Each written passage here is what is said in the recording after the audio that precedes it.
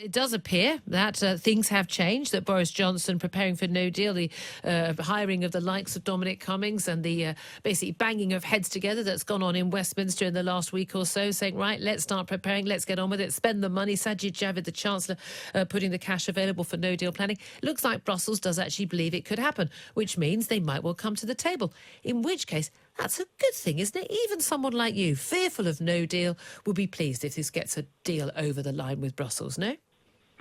Well, the truth is no one knows what Boris Johnson's strategy is at the moment because it keeps changing. Indeed, he's running, it appears, which may be the Cummings strategy, which is to create maximum confusion, as if he's got several strategies running in parallel. Because remember, Julia, 3 weeks ago he told us there was a 1 in a million chance of us crashing out without a deal. Then, as you say, he's put all this money into preparing for no deal. He's sent David Frost over to talk to leading EU negotiators. You don't send somebody over there to talk unless you intend to talk, but he's not actually putting any proposals on the table. So what I think is actually happening at the moment is what's best described as a phony war in August. And let's be frank, almost everyone's on holiday in August anyway, including most leading officials in London and Whitehall and, of course, also in Brussels. And I think it's a phony war going on in August. He's trying a lot of different strategies. He's got Cummings out there creating maximum confusion because the Cummings strategy is to create maximum confusion. It's kind of Maoist strategy, and then see when you've created confusion and disarray, what pieces are left on the table. That is a strategy, though. You say several strategies running in parallel. But Andrew, someone saying in part of their campaign, look, there's a 1 in a million chance of there being a no deal, but they're also saying, as he said to Talk Radio, do or die, we're going to leave on the 31st of October. The point is, it's always been the point that he doesn't want a no deal. He would rather have a deal. But the best way to get a deal is to prepare for no deal and be willing to do it and take whatever hit you or I or anyone else would believe would be the hit if there were one from a no deal. But making it clear you are willing to do all you can to prepare for that, so that it is a realistic, viable option for the country. Whereas when there isn't preparation, at that point it does make a deal more likely. So I'm not quite sure why you think those strategies are different strategies and why they in any way contradict each other. It seems to me they all fall into alignment, don't they?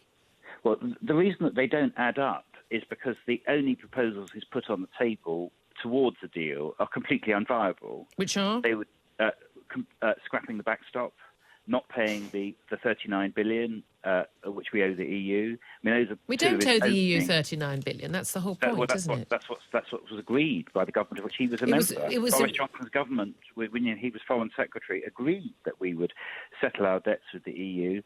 Yes, isn't that the reason why we haven't got a good deal on the table? Isn't that the whole point? Is that actually when you say, "Oh, we'll pay you whatever you want in return for absolutely nothing"? What a surprise! Agreed. It's not whatever they want, Julia. This is what Boris Johnson as Foreign Secretary agreed, because it was the settlement of our debts, including all the pensions of tens of thousands of people who worked in the European Commission, outstanding payments which are required to farmers. No, but no, Lord Adonis, 39 billion. No, 39 billion includes the view is actually we're looking at roughly 20 billion over 20, 30 years as our payments, those debts, and paying for the pensions and the like. And actually, but roughly half of that money is money that we'd only be paying as a goodwill gesture in return for a deal.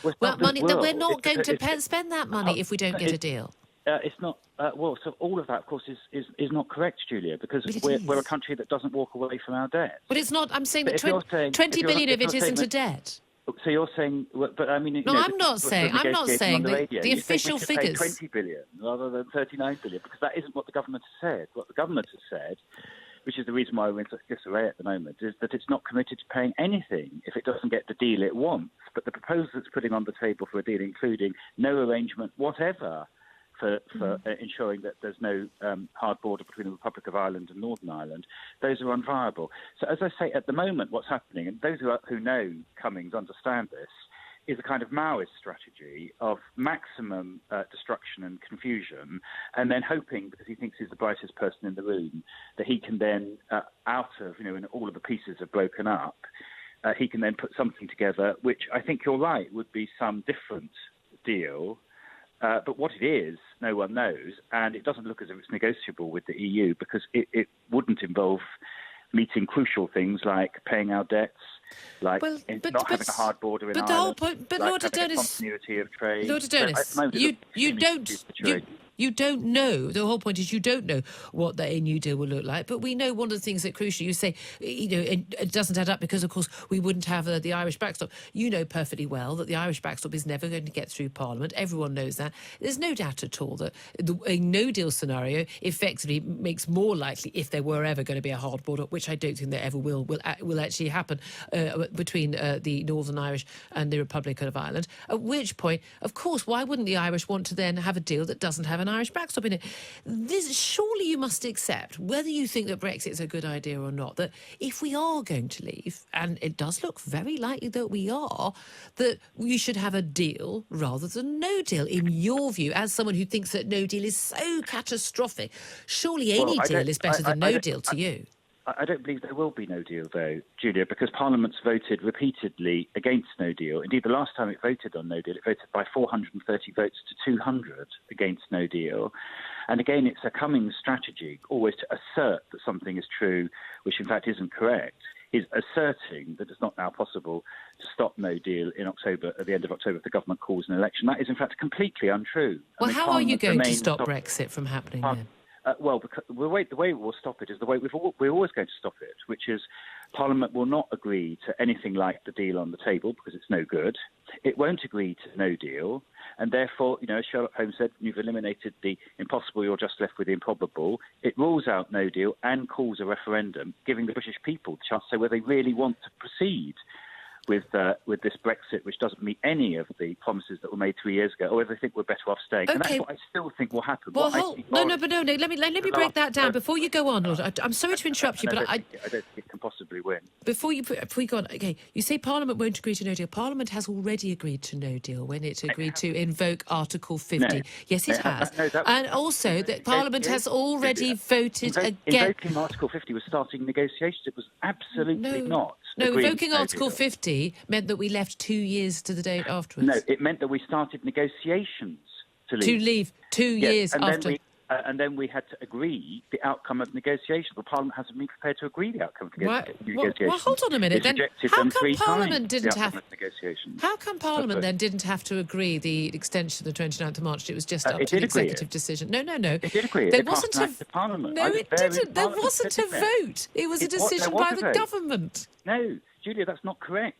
We passed an Act of Parliament at the end of March, which required the government to seek an extension of Article 50. And if the government hadn't done it, would have been in breach of the law, which is the reason why ultimately agreed to do it. And I think exactly the same will happen in October. Now, Dominic Cummings knows that. He knows that Parliament is actually supreme. So what he's trying to do is to scarify everybody into simply allowing Boris basically to do what he likes in October. Can I that's say not that going to happen as Parliament comes back after the summer. Parliament has already voted a number of times on whether or not these indicative votes we had allowed by the Speaker, John Bercow, and he made it very clear that there wasn't a support for a second referendum. The one thing we know there isn't support for in the country is a second referendum. Well, we don't know that at all. Well, there's all the polls show a big majority support for a second referendum. In Parliament, the last time Parliament debated a referendum, it defeated a referendum by 12 votes. 12. And that was before the former Chancellor, Philip Hammond, and a whole string of ministers resigned. All of them have said they would prefer a referendum to having no deal. So I think this is a fluid situation, and I think the likelihood is we will still end up with a referendum.